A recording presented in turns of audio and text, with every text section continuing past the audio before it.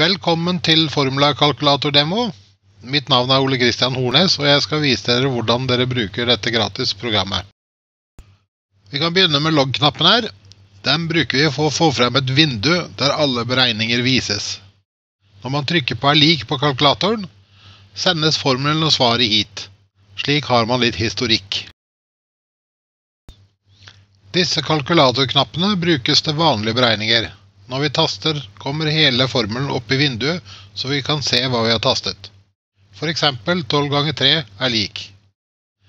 Vi ser et spørsmålstegn dukke opp her, og det har en spesiell mening. Når vi har trykket er lik og er ferdig med en beregning, flyttes hele formelen og svaret ned på neste linje. Den er ikke aktiv lenger. Svaret står igjen på første linje, og man har to valg. Trykker man et nummer, brukes ikke det forrige svaret. Brukes en operator eller en funksjon, regner kalkulatoren videre med dette. Det ser vi eksempler på her. Nå fikk vi 66 spørsmålstegn, og da skrev vi pluss, og da fikk vi 66 inn i formelen. Ok, går vi på logg-vinduet, og her ser vi at alle formlene er med. Ja, jeg tenkte vi skulle se på funksjonsbiblioteket her, og først ut det er geometrifunksjoner. Det er bygd inn en rekke geometrifunksjoner her sånn, som gjør at man kan beregne trivielle ting som ofte krever en vanskelig formel. Det er delt inn i kategorier her, som dere ser. Jeg tenkte vi skulle begynne med høyde av et triangel. Trykker på Go-knappen der, så får vi opp den funksjonen. Den krever 3 parametre, og her har vi funksjonsnavnet. Vi skal ha lengden av grunnlinja. Vi setter den til 120 cm. Trykker på Tab-knappen, som du ser. Og så kommer neste parameter, lengden av andre siden. Ja, 20 var kanskje litt lite. For en trekant så må 2 av sidene, summen av dem, være lengre enn den tredje. 70 cm er bedre. Og så den tredje 90 cm. Der har vi 52,17 er høyden på den trekanten.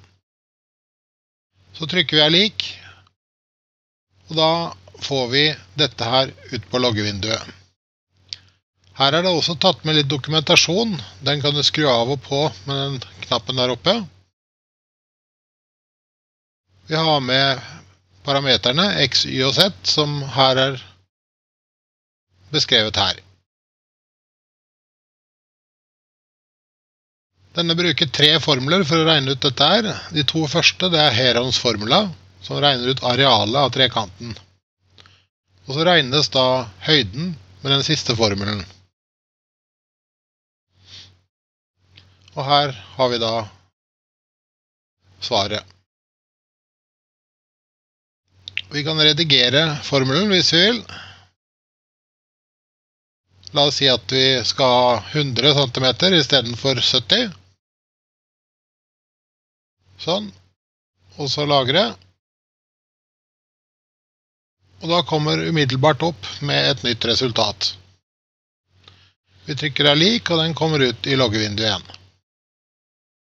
Her ble det en ekstra dokumentasjon, og den trenger vi jo ikke, så den kan vi ta bort. Dette loggevinduet er redigerbart, så det går an å skrive kommentarer og ting innimellom, hvis det er ønskelig.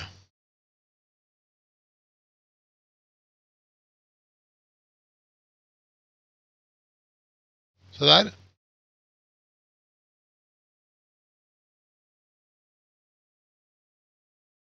Vi får rydde litt her før vi går i gang med variabler.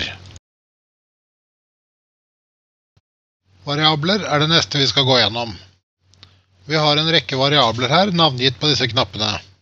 Og ved siden av så har vi tilhørende verdier. La oss lage 2 variabler. X er 32, og Y er 35. Vi kan også sette noen etiketter. La oss si at X er kilo, og Y er meter. Da skal vi se om vi kan klare å regne litt med disse variablene. Vi tar 20 ganger x og deler på y. Så der kom svaret opp.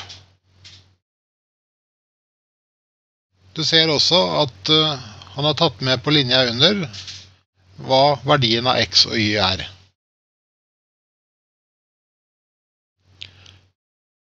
Hvis vi redigerer på formelen og lagrer den igjen, så kommer den opp som aktiv formel på første linje. Vi kan nå endre verdien av variablene. Og der ser du at han oppdaterer svaret umiddelbart.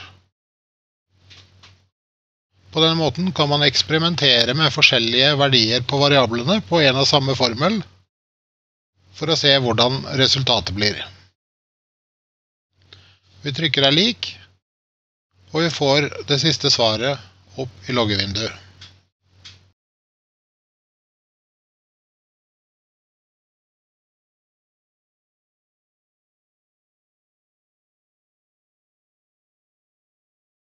Vi har også noen formler innenfor området finans. Her er det delt inn i 3 grupper. Låneformler og renteformler og spareformler. La oss ta et eksempel hvor vi skal regne ut hvor mange år det tar å betale ned et lån. Her kommer formelen opp, og han ber om lånesum. La oss si 1 million. 12 ganger i året, og vi har råd til å betale 7000 i året, eller i måneden, på dette lånet. Banken gir oss 3,5% rente. Ok, det tar minst 15,36 år.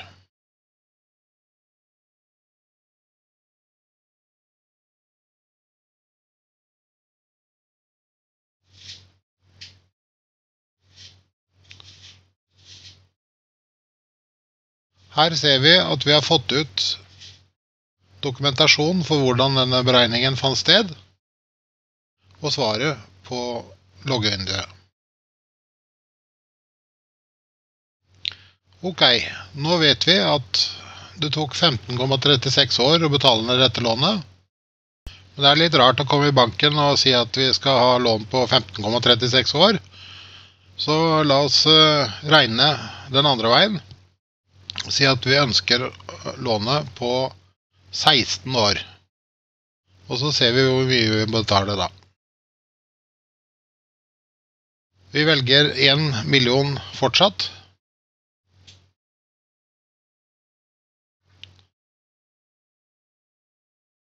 Her kan vi sette inn beregninger i parameterne. Han spør om måneder, og da kan vi si 12 ganger 16.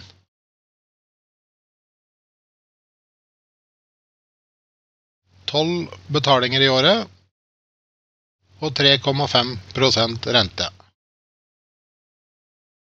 Så der, det ble 6.809 kroner i måneden. La oss gjøre regnestykket litt mer komplett. Vi lager 2 variabler. Den ene, det er gebyret banken bruker for å sette opp lånet. La oss anta at det er 1500 kroner.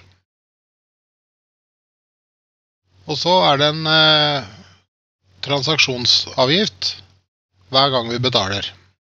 La oss si den er 50 kroner. Så redigerer vi formelen, og så legger vi på x, som da er gebyret, på lånesummen, og så legger vi på y, som da var transaksjonsavgiften, på hele formelen. Så se her, nå har den regnet ut hele totalen.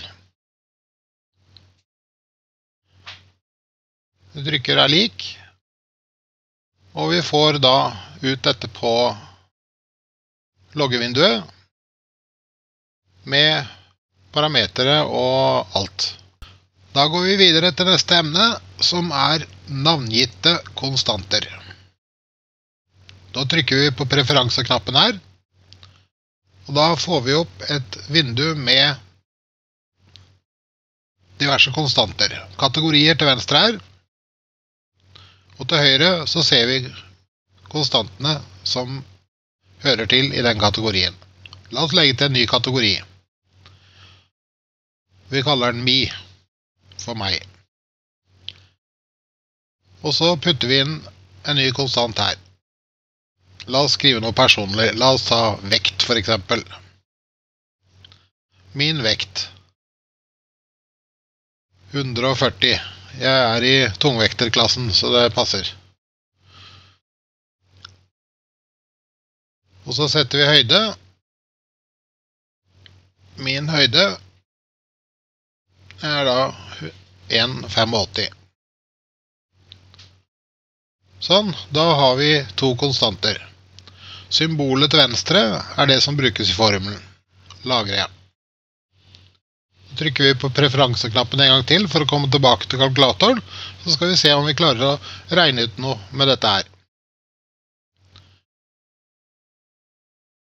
Så starter vi opp Safari, og så ser vi om vi kan finne formel for beregning av BMI.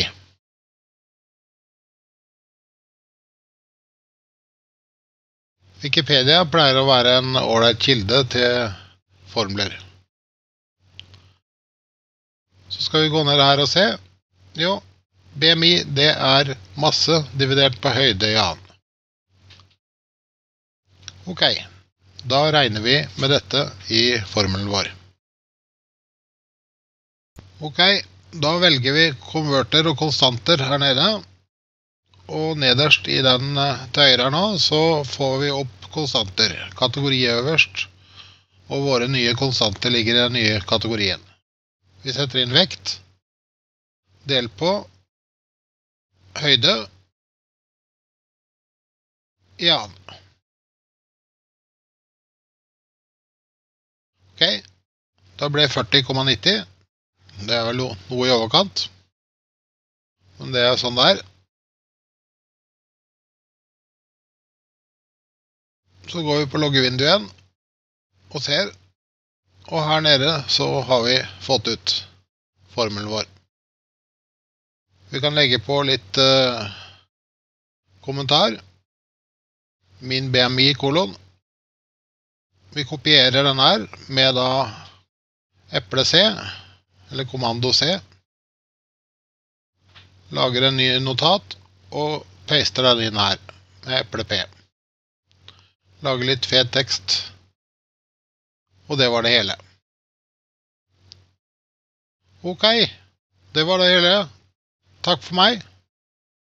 Besøk gjerne nettsida vår www.hornex.com.